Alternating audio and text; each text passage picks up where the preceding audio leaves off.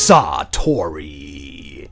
In the Buddhist religion, Satori is the name given to a specific state of enlightenment, to empty the mind of all thought, positive or negative, to let go of pain, to let go of weight, to refuse your body head to toe, and focus solely on inner energy. Namaste. But the Satori is not limited to just a specific point of human zen.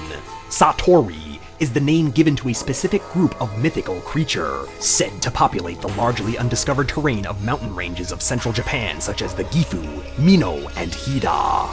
Fallen mountain gods of the ancient Shinto religion, these once benevolent beings are twisted in body and mind, rumored to resemble Cro-Magnon man, much like a Japanese Yamabiko, with distinctive, ape-like features. Though containing the visage of a devolved human, they possessed supreme intelligence. Among other things, the Satori is most well known for its super ability to read the human mind, to metaphysically crawl into the human brain and think what it thinks, and act accordingly. They are oft written to be playful and mischievous with their gift, encountering people out on wilderness hikes off mountain passages, spooking they by jumping out at them,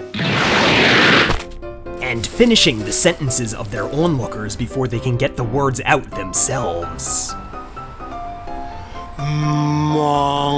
Monkey cheese. Wow! As for the true motives of the Satori, the stories are varied. Most often they are described to lull their hosts into a false sense of security and, without warning, change their demeanor into a creature much more savage.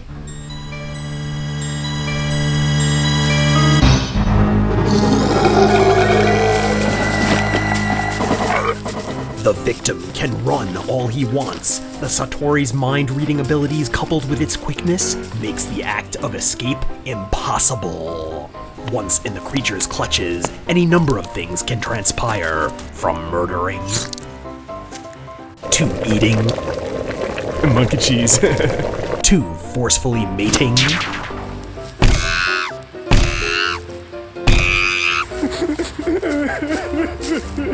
The only way to free oneself from the Satori's bloodthirsty grasp is, as mentioned earlier, to completely empty the mind and act without thought, ultimately leading to the Satori becoming bored and losing interest.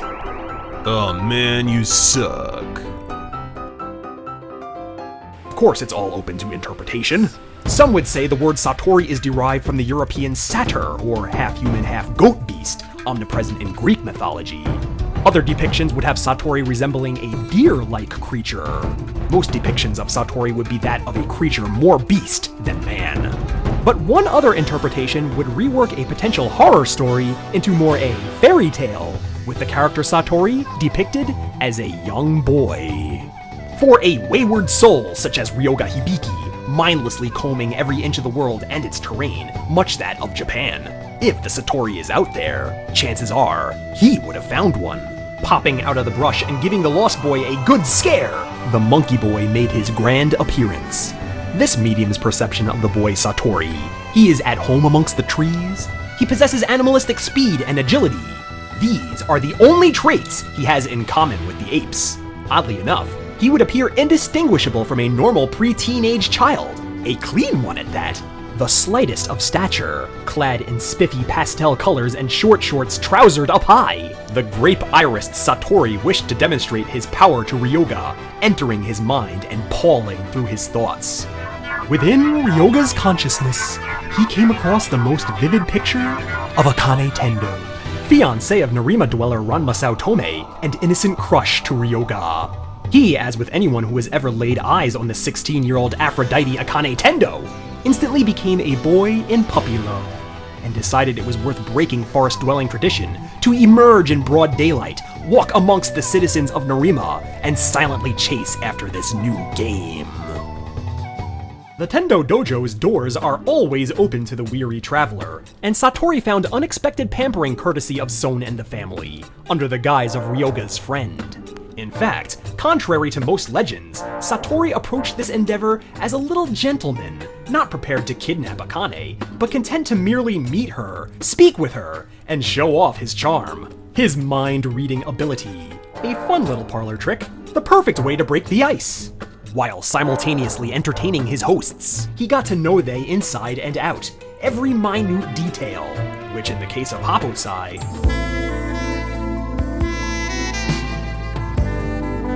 opened his eyes and immediately crossed them. And notably Nabiki, when it comes to cash money, Nabiki has a daunting dark side, and Satori was almost swallowed up by it. Embarrassing moments aside, it was a fun afternoon and he seemed to get along with the whole crew. Sans 1. Ranma Saotome! Satori knew that this young boy didn't care for he swimming around in his thoughts, and what thoughts Satori did read disagreed with him. In Ranma, he had met his arch-rival, the major obstacle standing in between he and Akane. Ranma, in turn, didn't care for Satori in the least. In true Genji Heita fashion, this little sprite just walked in and took over, everybody eating his BS and calling it ice cream. Not only that, but Satori was making obvious, skeezy advances on his fiancée. Not that Ranma cared for Akane, of course, but it was the principle of it. It was a blow to his manhood.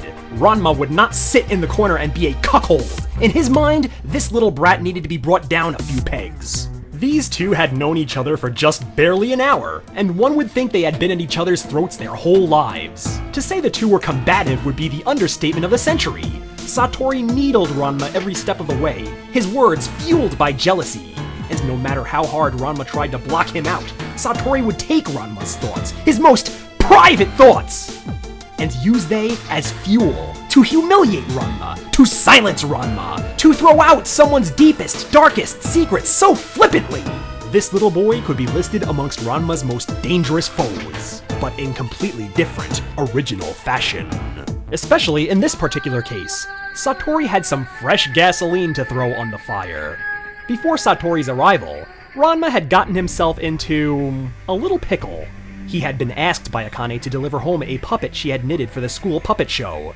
And no, it's not the school rendition of the Texas Chainsaw Massacre. In a surprise meeting with Shampoo, the puppet was obliterated, and Ranma, rather than tell Akane the truth about what happened, enlisted the help of Shampoo to stitch it back together. She would only do it on the condition the two of they would have to go out on a date, but that was something Ranma could own up to on the sly. No one had to know. To Satori, this whole scenario was an easily spammable move, and a humiliating carrot to dangle over Ranma and make he dance. Ranma is a true martial arts master, a veritable swami of anything goes martial arts, but even he would have a tough time, physically pitted against Satori. The kid is small in stature and never claimed to be a martial artist, but let's not forget, he moves with the speed and dexterity of a squirrel, he is a fast, tiny target, and on top of that, he can read his opponent's thoughts. He knows exactly what his opponent is going to go for, where he intends to aim. Satori can feasibly dodge punches before they are even thrown, and vault over his opponent with the slightest bit of effort. How quick is the boy, Satori? Quick enough to effortlessly spar with Ranma in a bout of martial arts dining? Ranma, the master of the parley du foie gras! And he can't outsnatch those delicious morsels? Either Ranma is pulling his punches, or Satori is just that good, rivaling the speed of light itself. He doesn't have a repertoire of physical attacks at his disposal, besides the occasional bite, but he can avoid you until you've effectively punched yourself out. Now it would seem with his otherworldly gifts, he would be impossible to defeat, but it's important to note, Satori is not predicting the future, he is reading a mind. He is very defeatable if his opponent can enter that state of Satori. That state of deep meditation to convince oneself, I'm going to swing right, but instead swing left. To separate the body from the mind in the heat of combat, one can only imagine the difficulty fighting in such a manner. Ranma Saotome is sharp as attack, but he doesn't exactly practice this whilst sparring. Is this a skill within his possession, or is he walking into this battle an already defeated man? Satori had eschewed tradition, committed an abomination of a sin! Not to deal with Ranma, of course, but to meet the woman of his dreams. He wouldn't meet his target beloved until much later, and so little in this world would catch the boy genius by surprise. But on this day, he would be thrown the proverbial slider. The mind he wished to examine more than any other in the room, that of his number one crush, Akane Tendo, he could not even touch. These new, foreign feelings, he had never experienced anything like them. They were monopolizing, all-enveloping, hard to circumvent. Like a giant obstacle, a fog blocking the fine print, feelings of love and lust would seem to render his mind reading all out flaccid. Could there be some way for he to at least take a little peek into her mind?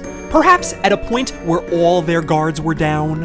And if perchance he could, what would he see? Bigfoot, the Loch Ness Monster, the Jersey Devil, Krampus. Now add Satori to the rogue gallery of urban legend. Many travelers have claimed sightings of the Satori over the years, but who can say for sure what is fact and what is fiction?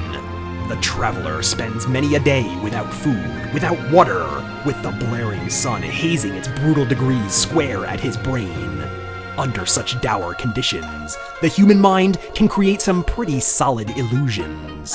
Who is to say that the human mind isn't giving in to the mythology?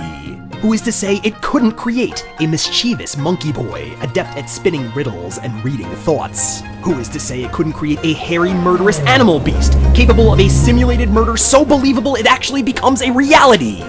And who is to say Kasumi Tendo didn't leave some delicious soba noodles on the stove, its tantalizing fumes putting the Tendo family into a warm stupor, and that this incarnation of the Satori, this snazzily dressed, sharp as a thistle little pixie, is a figment of imagination, a fever dream? Who can honestly say? But beware, young friends. Should you ever find yourself nosing around the deep wilderness, keep your eye over your shoulder, for you may get an unwanted visit from Satori. Mind officially blown. This has been a Ranma 1/2 character profile. Special thanks go out to Mohammed Basha Mach for the request.